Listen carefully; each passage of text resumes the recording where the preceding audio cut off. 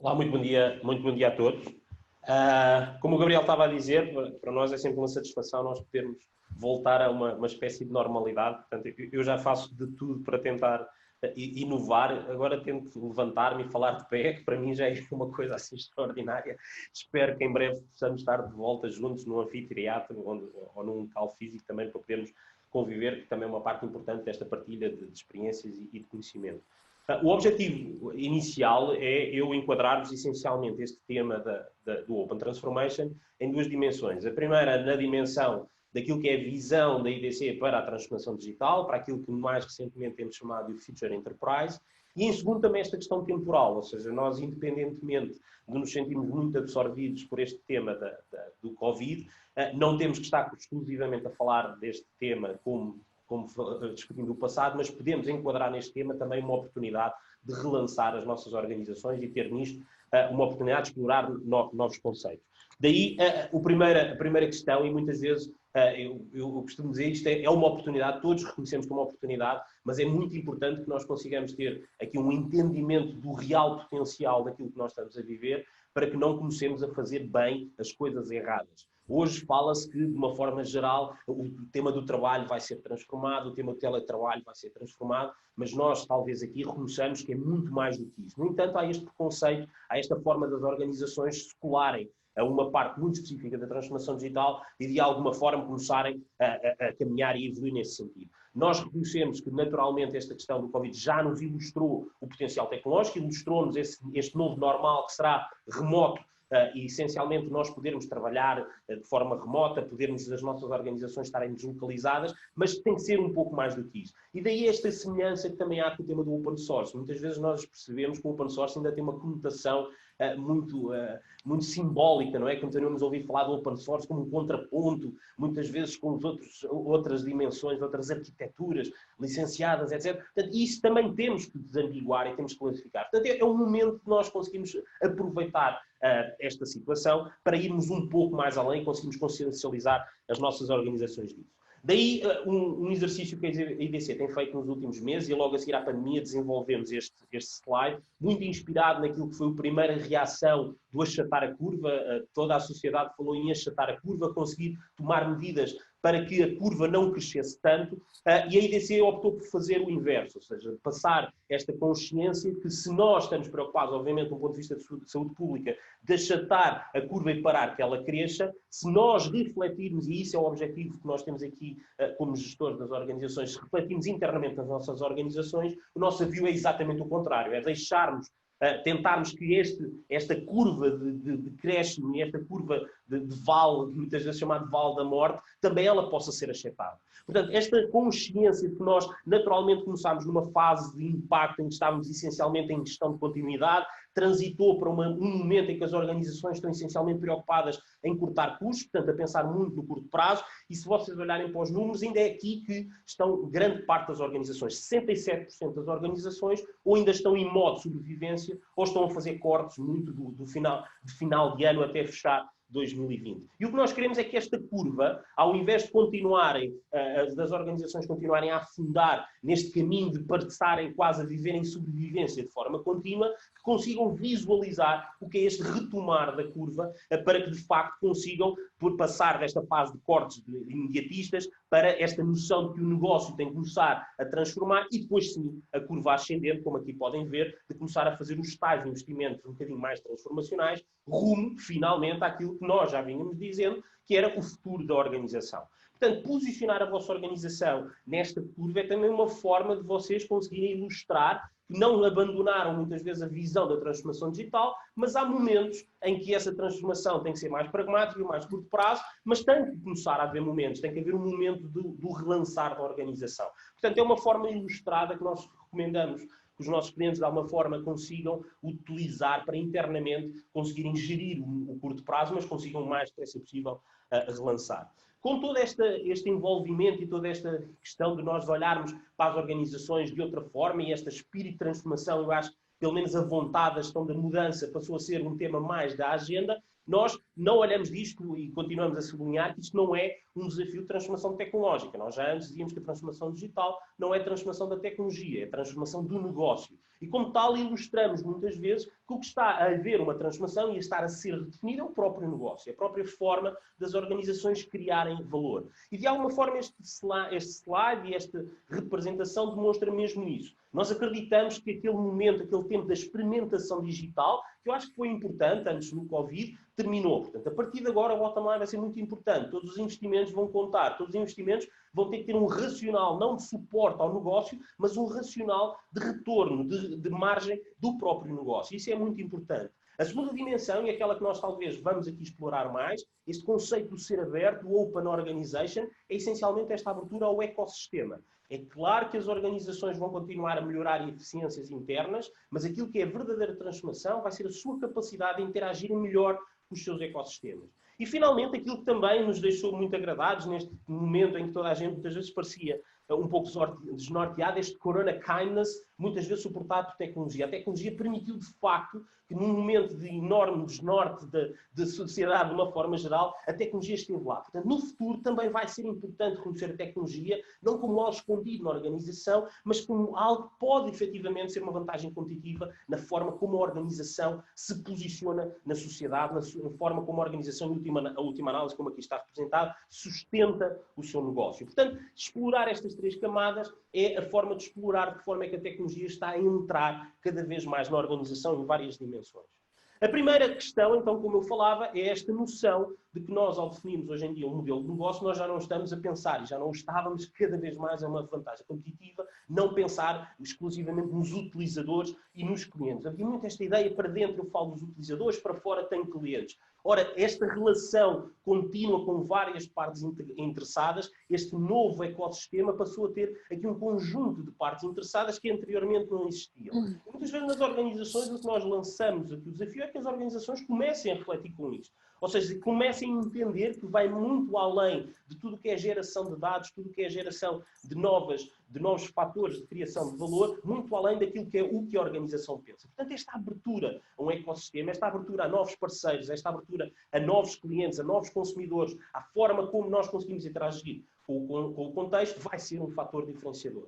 Obviamente que vai-nos trazer um conjunto de oportunidades e, naturalmente, vai-nos trazer um conjunto de ameaças associado àquilo que é o aumento de complexidade. Ou seja, muitas vezes as organizações procuravam ser eficientes, mantendo as suas organizações muito estruturadas, muito organizadas naqueles modelos fabris que nós, ao longo dos anos, fomos aprendendo. Hoje em dia, quando nos abrimos a este ecossistema dinâmico de parceiros, naturalmente é um enorme desafio. Mas é esse o caminho. Nós acreditamos que é por aí este foco de relação com o ecossistema que nós vamos ter as organizações a fazer a verdadeira transformação digital. E a mensagem corolária desta missão é que isto não é possível fazer sem dados. Toda esta relação não é uma relação de afetos, não é uma relação interpessoal, é uma relação por via de explorar todas as transações de dados. Portanto, colocar-nos na relação das organizações com o seu ecossistema, este intelligence core que nós temos vindo a falar, para que de facto nós consigamos ter estas relações não transacionais, como havíamos anteriormente, mas real-time, efetivamente em todo lado, com todas as organizações. Portanto, não sabermos quem está do lado de lá, mas ainda assim querermos relacionarmos com estas entidades, é um dos desafios, nos abrirmos também ao ecossistema. E, nesse sentido, aquilo que nós vamos aqui explorar durante o dia de hoje é um pouco estes três pilares do que nós também vemos, que é o Open Organization. O primeiro pilar, naturalmente, é a tecnologia. É muito interessante que hoje em dia, por exemplo, vocês sabem, eu falo muito dos temas da segurança, e em segurança fala-se muito das pessoas, e estamos sempre a falar com as pessoas. Como se nós, se não falássemos de pessoas, fôssemos más pessoas, se assim pode-se dizer. Então acaba-se por relegar muitas vezes a tecnologia para um segundo plano.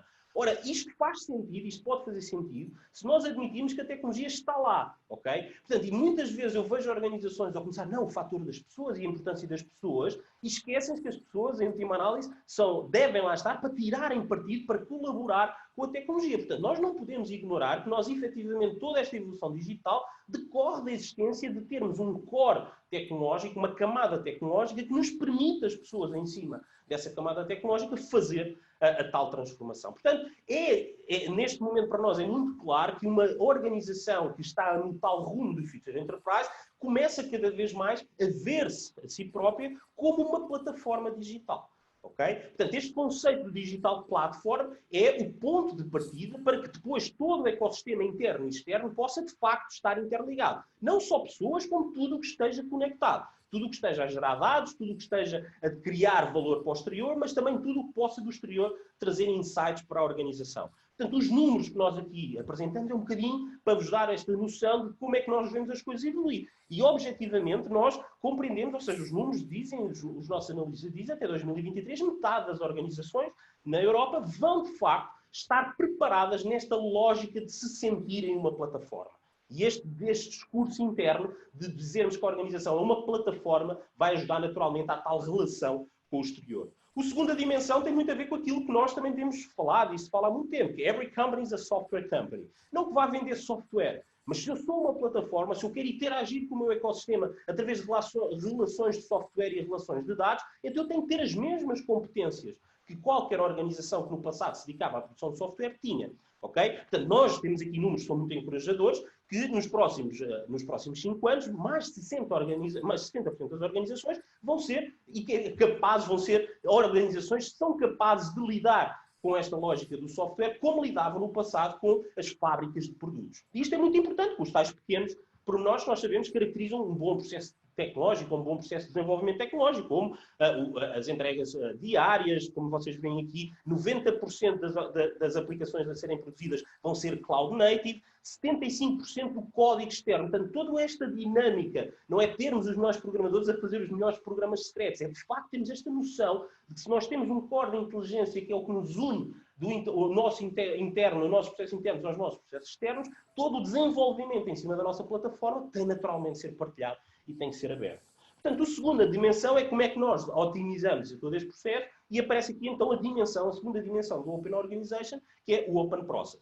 Aqui, naturalmente, todas as dimensões de DevOps, que já se falava anteriormente, ganham muito maior visibilidade e ganham muito maior visibilidade se nós entendermos a visão da Open Organization e, sobretudo, esta noção de ecossistemas que eu estou a partilhar, não por um desafio interno. No passado havia muitas organizações que decidiam melhorar os seus processos internos, desenvolvendo mais numa lógica agile ou numa lógica mais orientada a DevOps. Mas muitas vezes por pressupostos internos, por questões internas. Ora, quando nós assumimos esta evolução do ecossistema e do contexto externo para uma transformação digital, isto é uma necessidade das organizações. Portanto, quando nós dizemos que 35% das organizações em 2023 contra 2% em 2019 vão estar a trabalhar este tema do DevOps e vão estar a fazer toda esta ligação de passagens a produção diárias, não é porque a organização acha melhor, é porque vai ser forçada a isso, é porque de facto esse é o compromisso que a organização passou a ter com o ecossistema.